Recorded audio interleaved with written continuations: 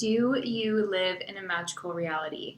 If that is an interesting topic to you, definitely keep listening. I'm going to be covering this topic through this video series. I have no idea how many videos there are going to be in this series. However, we are really going to be looking at, there's so many examples of situations that really make you wonder in life and looking at anecdotal stories, evidence, things that we can't explain that really just kind of demonstrate that there is possibly some kind of underlying verifiable magic to our reality, or that we're actually in existence in a systemically magical reality. So if that topic is interesting to you, definitely subscribe to my channel, hit the bell so you always get notified when these videos come out.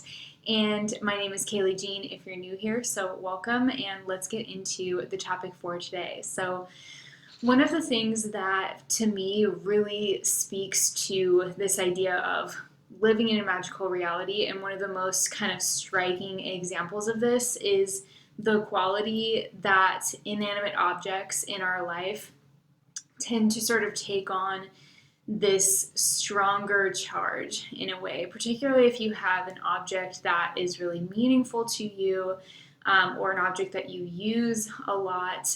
These kinds of objects tend to really carry our energy. And there's been actually some work that has been done on this in quantum physics, and we can go into that with another video, but this video is more just about anecdotal stories, things that that have happened, records of real experiences that people have had that are just so inexplicable and that really make you feel like, okay, there's something going on here in this reality. It is not just, just what it seems. There's definitely more going on under the surface.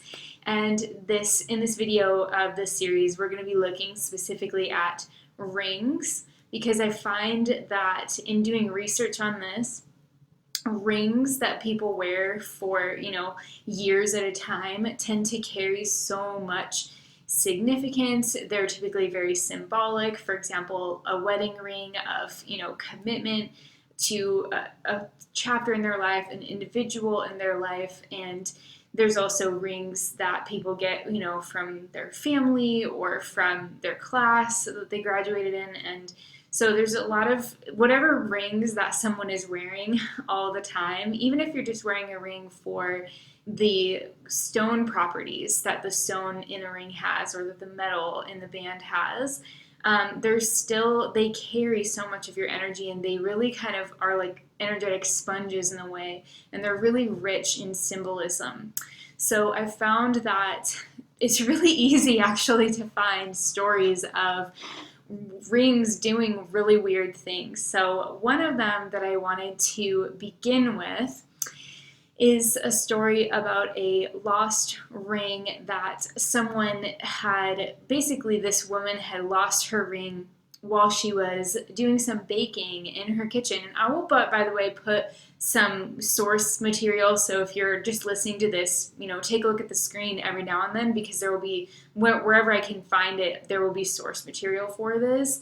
But basically, this woman, she was baking, and she took her wedding ring off, and was washing her hands and doing things in the kitchen, and she turned around and the ring was gone and she couldn't find it, and she was very upset. She searched through her entire house. She went through her yard. She enlisted the help of friends and family, and she was like losing her mind that she couldn't find this ring. And then after, she just basically had to accept that she wasn't going to find it. It was the weirdest thing. And so she just they just moved forward and moved on. And then 16 years later, she was working in her garden, and she noticed something kind of weird about one of her carrots that was growing in the garden. And as she leaned forward and looked at it, there was something that was around the edges of the carrot, and she realized it was her ring, and the carrot was growing up, and the ring was perfectly wrapped around it, and the carrot was pushing it up out of the ground. So I think that's really amazing and really, really weird, and she still doesn't know exactly how that happened, but to me, it definitely seems like her garden's way of giving the ring back to her. And that's a common theme in a lot of these stories. If you look them up online, you can find so many stories of people losing a ring, and sometimes they go years without having the ring come back to them. They have no recourse, they don't have any way to get it, and then magically it just comes back to them. Surprisingly, there are multiple stories and accounts of people getting their wedding ring back on their actual anniversary, sometimes 20 years later, or at their 15-year anniversary. And it's on the actual day of their wedding, their anniversary, they get the ring back. So it's pretty amazing just thinking about this and how these things really happen. And sometimes they happen in ways that you really look at it and you just can't see any other explanation than that we live in a magical reality on some level, or that at the very least, there's something going on that we can't really explain. It's acausal connecting principles, as Carl Jung called synchronicity, whatever you want to call it. Or if you want to look at it from a quantum physics perspective, objects having some sort of energetic signature once we've been wearing them for a long time, or if they really mean something to us, then there may very well be a scientific discovery in the future that verifies the sense that when you put your charge into an object, you attract that object to yourself. I think that's entirely plausible, and there may already be some evidence out there for that. But anyway, so one of the stories that feels just incredible is a woman who lived in the American South on the East Coast, and she and her husband got engaged at the beach, and she was hanging out at the beach with her fiance, and the ring that she had for her engagement ring, unfortunately, was lost on the beach that day. So she only had it for a few hours, and then they couldn't find it. They searched for it all weekend, and they could never find it. And that was, they were on vacation at the beach, and then they kind of went back. I forgot where they lived now. It's been a while since I heard the story, but they went back to where they lived, which was some hours away. And so basically, 30 years passes. I think it was 27 or 30, but basically 30 years pass. And she is going back to that same beach with her husband. And they just went, for a weekend just to get away and have some time together. And they went out to a restaurant, and she was, the restaurant was near the beach where they were, and she ordered a piece of fish. And when the fish came to her, she cut into it at the restaurant, and on her plate, her engagement ring was inside of the fish. So it was returned to her after all of this time. And the really interesting thing about it is actually that there are very long historical anecdotes. You can find so many of these of jewelry being returned to people through that medium of a fish, because fish are known to kind of bite shiny objects. They'll just eat it if they see something shiny. And then what happens is they get caught, and then they are, dished up in a restaurant or whatever, and people will find their long lost item in there, and it's just the weirdest, craziest, spookiest thing ever. That if you really think about it, I mean, there's how could that happen after that many years, and just it happens to be the one piece of fish after like 30 years. That's given to her when the first time she comes back to that place, and she's got her ring back. Like, it's just so bizarre, and that has actually happened multiple other times that you can find if you look up online. So this is just, these stories are just amazing. I also read a story that comes from, I think, the 1500s, where there was a bishop in a church in somewhere in England, and he was kind of having some contentiousness from the community. For some reason, the people that were in his clergy, or I'm not sure the terminology for the specific, like the patronage, I guess. There was some kind of rumor about him, or something that he felt was unfair, and in the end, basically, it was looking like he was going to be removed from his position as a bishop. And so he decided to just accept that, and he went down to the ocean, and he just kind of said a prayer and threw his ring out into the ocean.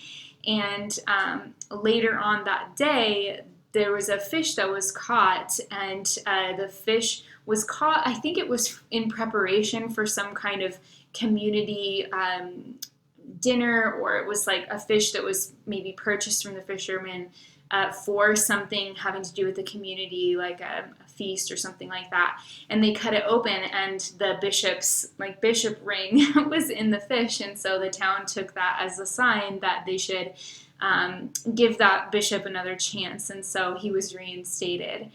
So that was also just another example of rings being returned by fish. And there's actually another one, and you can read about some of these ones. Not all of the ones I'm sharing with you in this video are from this book, but a couple of them are, and this is one of them. It's called The Secret Life of Inanimate Objects, if any of you want to check it out. But it's kind of an older book, but it goes over just some of these anecdotal stories and things that are really interesting about inanimate objects. And one of the things that also happened regarding a bishop and a ring was that a woman was actually, and this was in kind of old Britain as well, like I'm not sure exactly the year, but basically this woman was accused of having a lover basically on the side, right? And she had lost her wedding ring, and so the people in the town were accusing her of having given her wedding ring away to her lover, which, her side of the story was that that wasn't true and that she had just lost it. And then a bishop said he believed her, and he said he would help her, so he prayed all night for some kind of deliverance for her, some kind of way to prove that, she hadn't done this and that she had been faithful in her marriage. Because back then, if there was even a rumor or something, even if it wasn't true, you could have really bad repercussions. It's a very much more reserved kind of conventional and very strict society, right? And so this would have completely ruined her life. And so it was either a bishop or a priest, but basically he prayed all night for God to send some kind of sign that would exonerate her if she was in fact innocent, and if she had not given her ring away, and that she wasn't, if she wasn't unfaithful.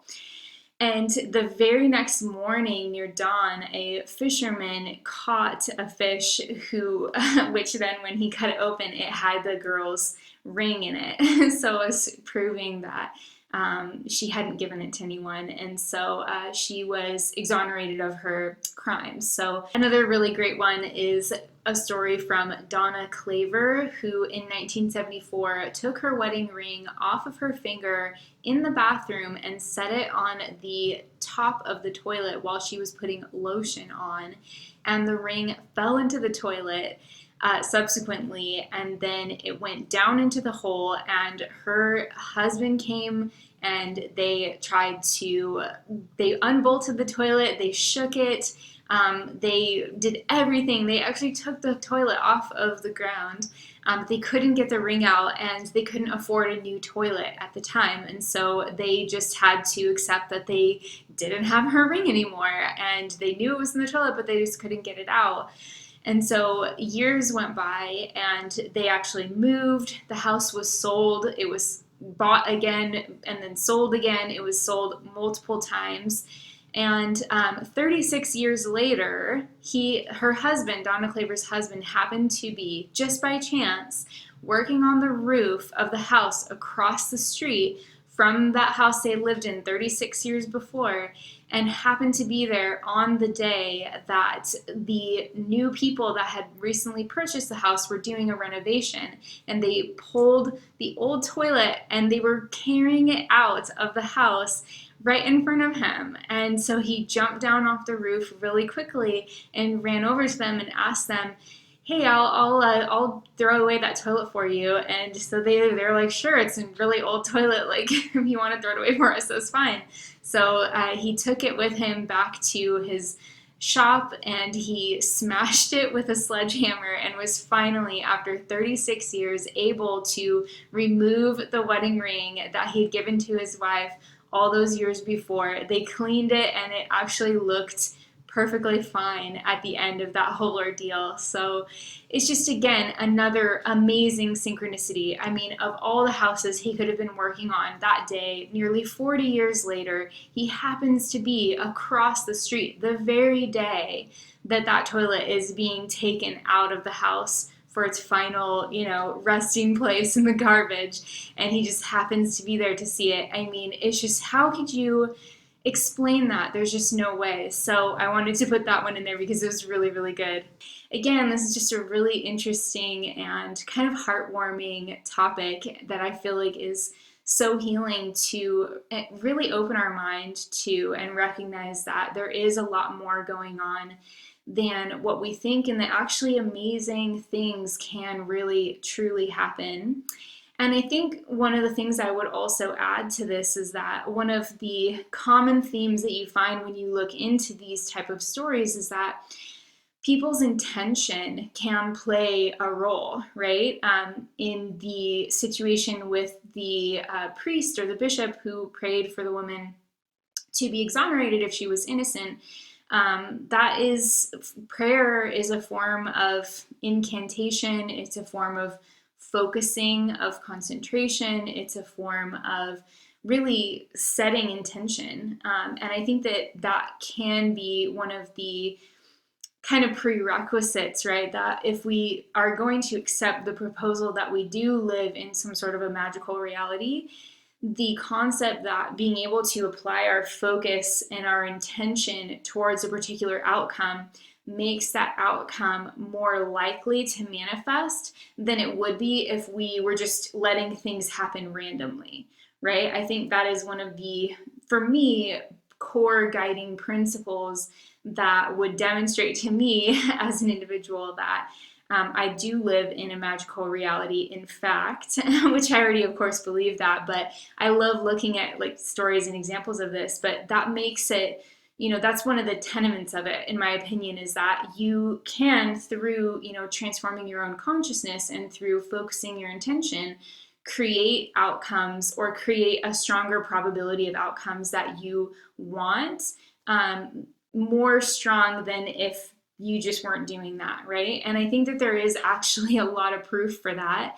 Everything from the J.B. Ryan experiments, where he had people concentrate on a number and then they were doing that near a random number generating machine, and the number that they were meditating on statistically came up many times more often than when they just played the random number generator in an empty room and no one was focusing on influencing it.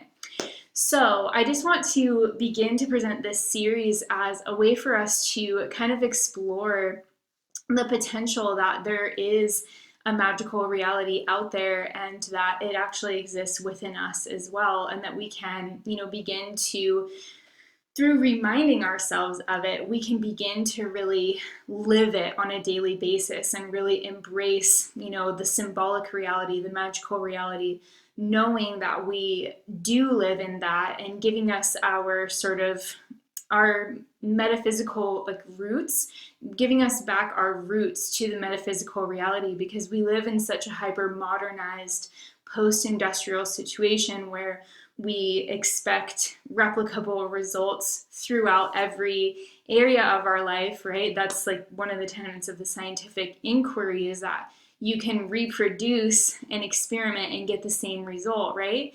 And I don't think that the magical reality works like that in such a linear way, but I do think that what it does, and at least this is my theory, which I'm going to explore over this next series of videos, I do believe that what it can do is, rather than thinking about it linearly, we are in a complex universe where new patterns of order are constantly emerging out of, chaotic situations where we have a lot of different moving pieces that all have interconnected relationships to each other.